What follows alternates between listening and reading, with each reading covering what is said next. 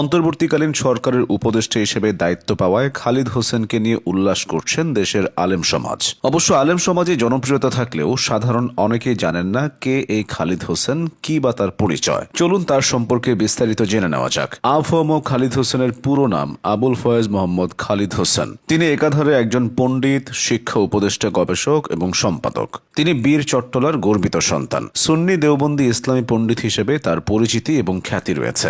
এক জীবনে তিনি শিক্ষকতা থেকে শুরু করে গবেষণা এবং দল পরিচালনা সবই করেছেন সফলভাবে। একটা সময় তিনি হেফাজতে ইসলাম বাংলাদেশের নায়েবে আমির ছিলেন। বর্তমানে ইসলামী আন্দোলন বাংলাদেশের শিক্ষা উপদেষ্টা, মাসিক আত তাওহিদের সম্পাদক এবং বালাগুস সরকের সহকারী সম্পাদক হিসেবে কাজ করে যাচ্ছেন। পাশাপাশি আন্তর্জাতিক ইসলামী বিশ্ববিদ্যালয় চট্টগ্রামের Quranic sciences and Islamic studies বিভাগের অতিথি শিক্ষক হিসেবেও দায়িত্বরত রয়েছেন তিনি। অতীতে তিনি ওমর গনি এমইএস কলেজের ইসলামের ইতিহাস বিভাগের অধ্যাপক ও বিভাগীয় প্রধান ছিলেন। এছাড়া তিনি এশিয়ান ইউনিভার্সিটি অব বাংলাদেশের খণ্ডকালীন অধ্যাপক এবং নেজামি ইসলাম পার্টির ছাত্র সংগঠন ইসলামী ছাত্র সমাজের কেন্দ্রীয় সভাপতি ছিলেন। বিশ্ব মুসলিম লীগের মুখপাত্র the world Muslim League journal সহ বিভিন্ন সাময়িকীতে তার 2 শতাধিক গবেষণাধর্মী প্রবন্ধ প্রকাশিত হয়েছে। খালিদ হোসেন 1959 সালের 2রা ফেব্রুয়ারি চট্টগ্রামের সাতকানিয়া উপজেলার মাদারসা ইউনিয়নের মক্কার বাড়ির এক সম্ভ্রান্ত মুসলিম পরিবারে জন্মগ্রহণ করেন। তার বাবা মোহাম্মদ হাবিবুল্লাহ একজন ইসলামী পণ্ডিত ছিলেন। ছোট থেকে বাবার সে আদর্শ নিয়েই বড় হয়েছেন খালিদ হোসেন।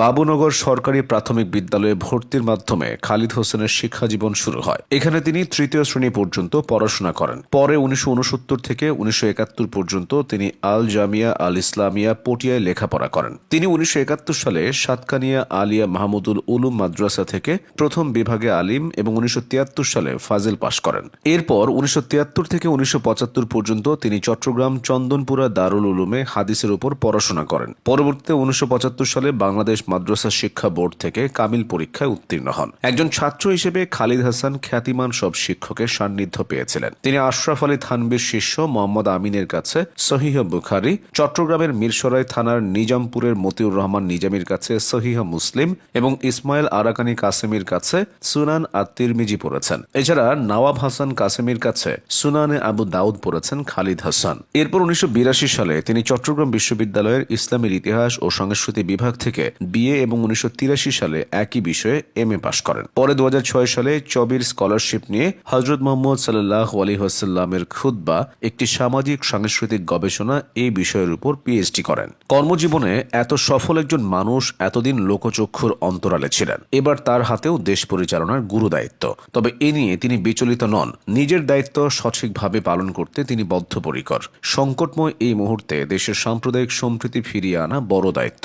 সেই দায়িত্ব নিতে প্রস্তুত খালিদ হোসেন। তিনি ভুল বোঝাবুঝি নিরসন করে সাম্প্রদায়িক সম্প্রীতি ফিরিয়ে আনতে চান। শান্তি শৃঙ্খলা ফেরাতেও কাজ করতে চান। নিরপেক্ষ নির্বাচন ব্যবস্থা গড়ে তোলার মাধ্যমে সৎ জনপ্রতিনিধিদের কাছে কিভাবে ক্ষমতা হস্তান্তর করা যায় সে বিষয়েও নজর রাখছেন খালিদ হোসেন। একটি প্রতিনিধিত্বশীল নির্বাচন ব্যবস্থা গড়ে তুলতে তিনি অঙ্গীকার করেছেন। অন্তর্বর্তীকালীন সরকারে আলেম সমাজের প্রতিনিধিত্ব নিয়ে আগে থেকেই আলোচনা ছিল। আফম খালিদ হোসেন সেখানে পূর্ণতা দিলেন। বিজ্ঞ এই মানুষটি দেশ পরিচালনায় সঠিক দিক নির্দেশনা দিবেন এবং মানুষকে সঠিক পথ দেখাবেন, এমনটা এখন সবার প্রত্যাশা।